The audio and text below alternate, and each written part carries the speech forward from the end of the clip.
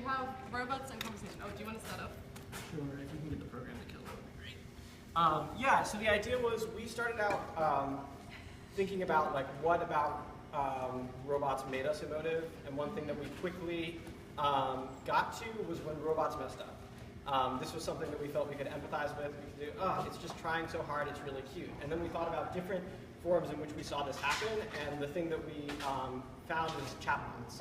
It's definitely an experience that I've had with chatbots where they're pretty good, they do okay, but you notice the ways they mess up and you're like, oh, that is a little bit, that's not quite human. And so we wanted to try and go from there, like look at robots talking, which historically is a big question in robot intelligence, has to do with the Turing test, which is like a classic test for robot intelligence.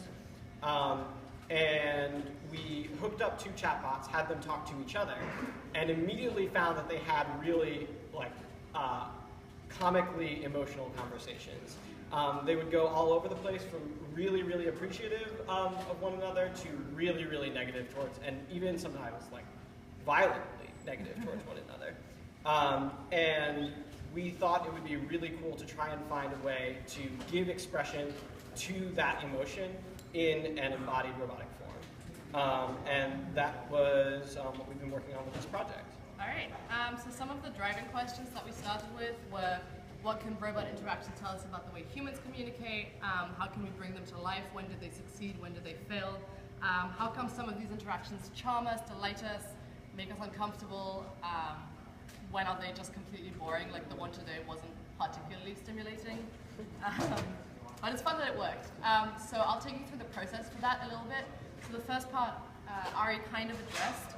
We started with this very basic idea of AIs talking. We just had like Siri speaking to Siri, Siri speaking to Cleverbot, voice answer, like the Alexa, Cortana, everything we could find, trying to get them to interact.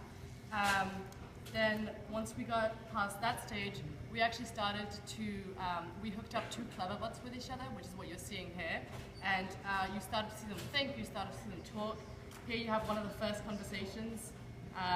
I once owned a dog that was smarter than you. This is not very nice. Insult sword fighting.